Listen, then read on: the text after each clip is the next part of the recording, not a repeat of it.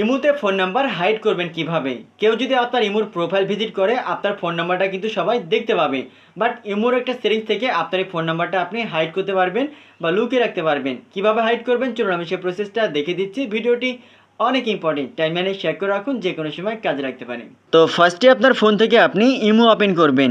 এরপরে উপর দিকে বাম কর্নারে আপনার ইমোর প্রোফাইল শো করবে, আপনি প্রোফাইলে ক্লিক করবেন। প্রোফাইল ওপেন হওয়ার পরে কিন্তু আপনার ফোন নাম্বারটা এখান থেকে দেখতে পারবেন। তো অন্য কেউ যদি আপনার প্রোফাইলটা ওপেন করে বা ভিজিট করে তাহলে কিন্তু সবাই আপনার এই ফোন নাম্বারটা দেখতে পাবে। তো এটা হাইড করার জন্য বা লুকিয়ে রাখার জন্য আপনাকে দুইটা সেটিংস করতে হবে। প্রথম সেটিংসটা হচ্ছে সিকিউরিটি অ্যান্ড প্রাইভেসি লেখা আছে, আপনি এই অপশনে ক্লিক করবেন। এরপর একটু আপনি নিচের দিকে আসবেন, দেখবেন লিখে থাকবে মেথড ফর অ্যাডিং মি, আপনি এই অপশনটা ওপেন করবেন।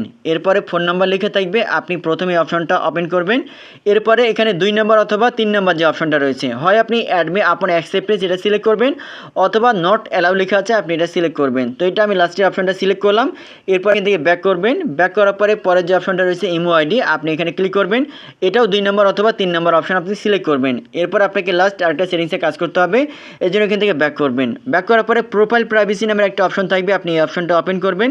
এরপরে এখান থেকে দেখেন লেখা আছে ইমো আইডি, আপনি এটা ওপেন করবেন। এরপর এটা যদি এভরিওয়ান সিলেক্ট করা থাকে আপনি লাস্টের যে অপশনটা রয়েছে নোবডি, আপনি এটা সিলেক্ট করবেন। এরপর এখান থেকে ব্যাক করবেন। ব্যাক করার পরে লক প্রোফাইল লিখে থাকবে, আপনি এখানে ক্লিক করবেন। এরপর এটা যদি অফ করা থাকে আপনি এটা ক্লিক করে এটা অন করবেন। এটা অন থাকলে যেটা হবে আপনার প্রোফাইলটা লক থাকবে, অন্য কেউ অপরিচিত কেউ কিন্তু আপনার প্রোফাইলটা ভিজিট করতে পারবে না বা ঢুকতে পারবে না। তো এই কয়েকটা সেটিংস যদি আপনি করে রাখেন তাহলে আপনার ইমো থেকে আপনার ফোন নাম্বারটা সম্পূর্ণভাবে হাইড থাকবে, শুধুমাত্র আপনি দেখতে পারবেন, আদার্স অন্য কেউ কিন্তু ভিজিট করলেও দেখতে পারবে না। ভিডিওটি অনেক ইম্পর্টেন্ট, বেশি বেশি টাইমে শেয়ার করে রাখুন। আর ইম্পর্টেন্ট ভিডিও প্রতিনিয়ত পেতে পেজটা ফলো দিয়ে রাখুন।